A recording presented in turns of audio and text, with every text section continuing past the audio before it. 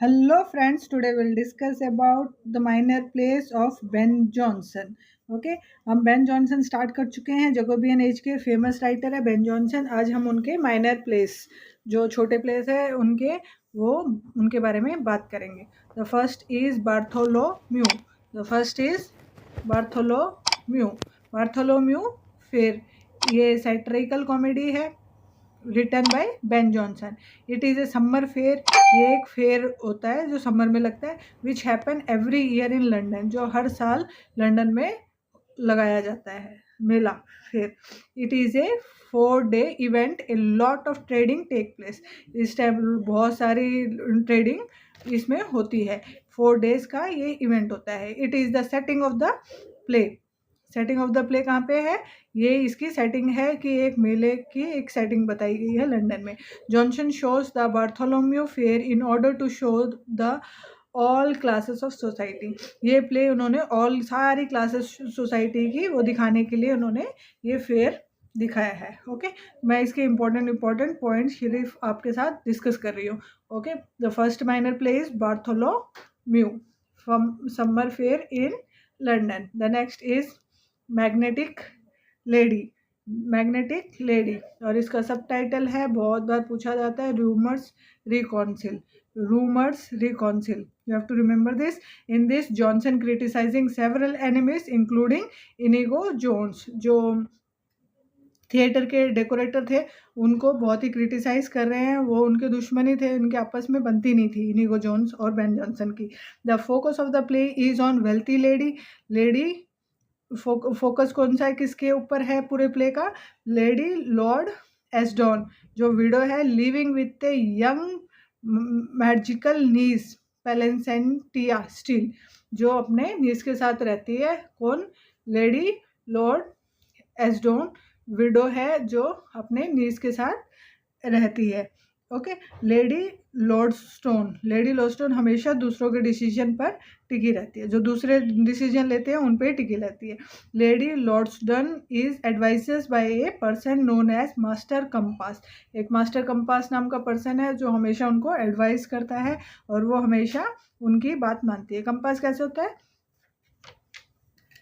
Compass होता है ना, ये सर्कल पे हम उसको पॉइंट करते हैं, तो कंपास की तरह। Lady Loadstone is advises by a person known as Master Compass. Master Compass जैसे कंपास एडवाइस करते हैं ना सेलर्स को, सब सेलर्स यूज करते हैं कंपास को, एडवाइस करते हैं लोकेशन, ओके डायरेक्शन के लिए, वैसे ही लेडी को मास्टर कंपास गाइड करते हैं। ठीक है, कंपास गाइड करते हैं ना, एक सर्कल होता है दिखाता है कि इधर नॉर्थ है, इधर ईस्ट है, इधर जाना है, उधर जाना है, तो वैसे ही ये भी गाइड करते हैं। गाइड और इसमें एक क्रिटिकल सेइंग है इसके बारे में, Master Compass is a perfect instrument Lady Loadstone is sail by.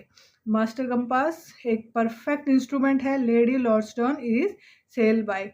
Okay तो ये इसमें एक क्रिटिकल सेइंग क्रिटिक्स ने ये बोला है किसके बारे में? Magnetic lady. मैग्नेटिक लेडी के लिए। Okay it has a dinner party set but this dinner party is never stage on stage but it is reported by various character. एक डिनर पार्टी दिखाई जा रही है लेकिन वो डिनर पार्टी कैरेक्टर्स बोल रहे हैं कि डिनर पार्टी हो रही है सेट पे, लेकिन कुछ भी हो नहीं रहा, रिपोर्ट कर रहे हैं कि ऐसे कैरेक्टर्स जो अलग अलग कैरेक्टर्स है वो रिपोर्ट करते हैं बस। ठीक है, तो ये इसका छोटा सा हमने एक डिस्क्रिप्शन देख लिया। Okay the next is mask of blackness. The next is mask of blackness. Okay the next is mask of blackness. You have to remember this mask of blackness.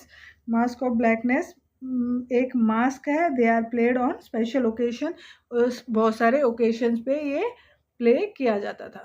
Okay the mask of blackness, ये they are played for the entertainment of king and court members. जो court members होते थे उनके entertainment के लिए होता था। It requires a lot of hard work, बहुत ही हार्ड वर्क करते थे ये मास्क ऑफ ब्लैकनेस को बनाने के लिए।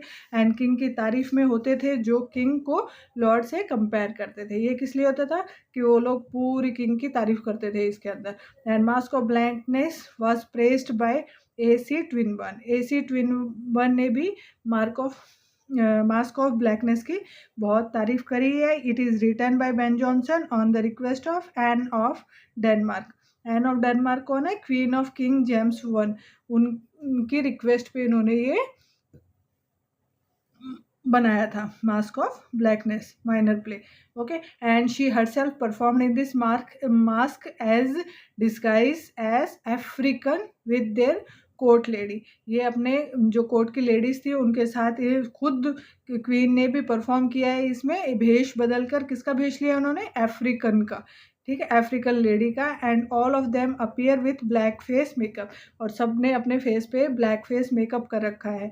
And they all perform in front of audience, वो सब ऑडियंस के सामने उन्होंने ये परफॉर्म किया है। Mask of blackness was performed at the banquet hall of white hall palace in London. ये बैंक्वेट हॉल में, वाइट हॉल पैलेस जो है लंदन में, वहाँ पे ये परफॉर्म किया गया था। ओके, तो ये इसका खासियत है। निफ क्या होता है? वाटर फेरिस आती है इसके अंदर। प्ले के स्टार्ट में प्लेड बाय एन, जो क्वीन है वो परफॉर्म करती है, and her ladies with black face and costumes are blue and show the blackness of the skin. सारे सबके कॉस्ट्यूम्स ब्लू है और उनके फेस पे ब्लैक मेकअप है, तो वो सारी ब्लैकनेस ऑफ द स्किन दिखा रही है, अफ्रीकन लेडीज को शो कर रही है। प्ले के लास्ट में all the artist has to remove their mask to show their real face. सभी प्ले के एंड में अपना मास्क उतार देते हैं to show their real face. But इस प्ले में रॉयल लेडीज काम कर रही थी, इसीलिए उन्होंने अपने मास्क को नहीं उतारा। Okay, you have to remember this. Jonson ने इसका सीक्वल बनाया, मास्क ऑफ ब्यूटी। इसका एक सीक्वल भी बनाया उन्होंने, masque of beauty. You have to remember this. And in this masque of beauty, इसमें दिखाया गया कि King James one is so powerful that he can remove the blackness of the daughter of the Nigerians. African people का, उनका जो blackness है वो भी वो बहुत ही पावरफुल है। जेम्स वन वो उसका ख़त्म कर सकते हैं। In this the lady of the English court talking about themselves on stage, वो अपने बारे में बोलती है how black complexion used to be very beautiful, और वो बताती है कि ब्लैक कॉम्प्लेक्शन भी बहुत ही सुंदर होता है। ओके, जो लेडी इंग्लिश कोर्ट में जो लेडीज है वो ये बात बोलती है स्टेज पे। ओके, और in this black the perfectest beauty grow said by the ladies. कौन सी लाइन बोली उन्होंने? In their black the perfectest beauty grow. Okay, ये लाइन उन्होंने ऑडियंस के सामने बोली थी, said by the ladies of the court. The banquet hall of the Whitehall palace is refurnished, and in order to inaugurate the hall they prefer mask of beauty। उन्होंने बोला कि masque of beauty भी होनी चाहिए। And mask of blackness was performed 3 years earlier. 3 साल पहले mask of blackness perform हुआ था। In mask of blackness there were daughters of Niger. Niger कौन है? African, who was shown wearing this black pigment. जो ब्लैक पिगमेंट है उन्होंने ये अपना कर रखा है। And in mask of beauty it show how King James power and knowledge has cured the black pigment and now they appear to be white and beautiful. कि कैसे किंग जेम्स ने उनका जो ब्लैक पिगमेंट उनके face पे था वो remove कर दिया, और कैसे वो एक बहुत ही सुंदर एंड वाइट लेडी बन के निकल के आई। तो इसमें ये दिखाया गया है। Okay, the next is love restore.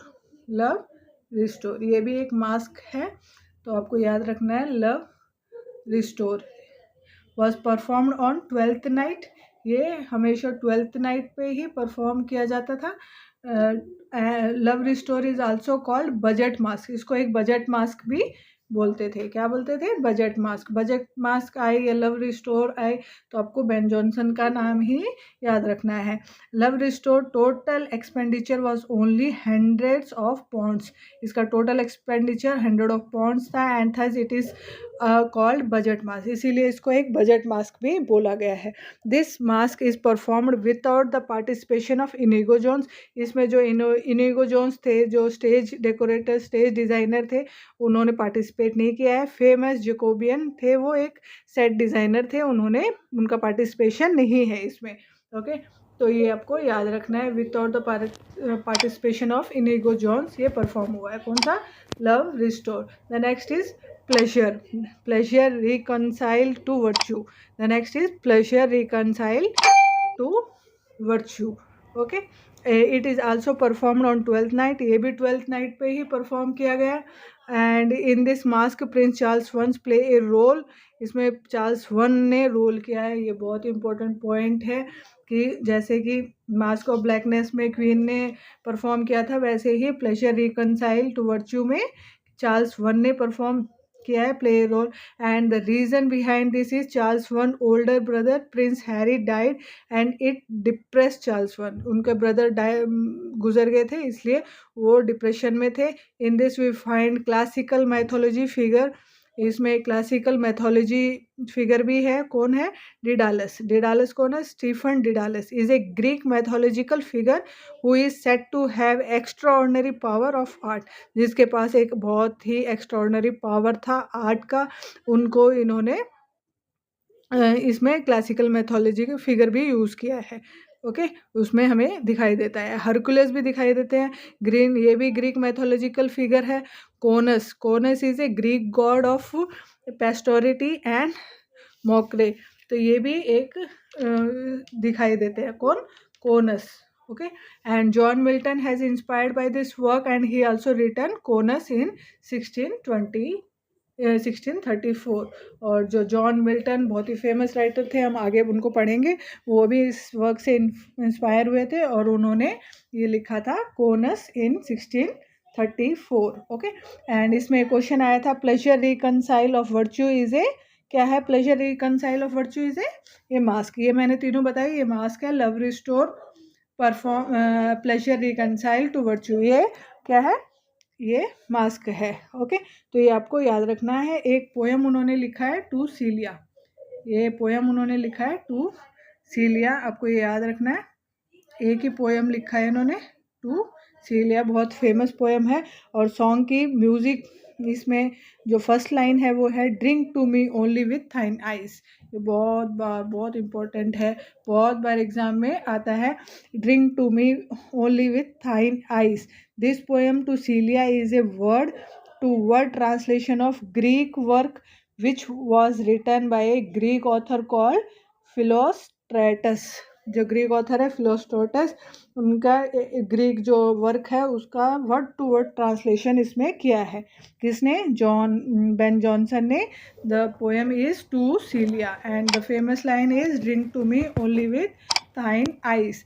Okay, तो आज हमारा बेन जॉनसन कंप्लीट हो गया है, कल हम करेंगे जॉर्ज चैपमैन। ओके, तो thank you for watching my video. ज़्यादा से ज़्यादा मेरी वीडियो शेयर कीजिए, सब्सक्राइब कीजिए, लाइक कीजिए, कमेंट भी कीजिए और मुझे ऐसे मोटिवेट करते रहिए ताकि मैं आपके लिए सारा सिलेबस आपका कंप्लीट करा सकूं और आपको सारा मटेरियल भी अच्छे से एग्ज़ाम तक प्रोवाइड करा सकूं। Thank you for watching my video. Thank you so much. Have a nice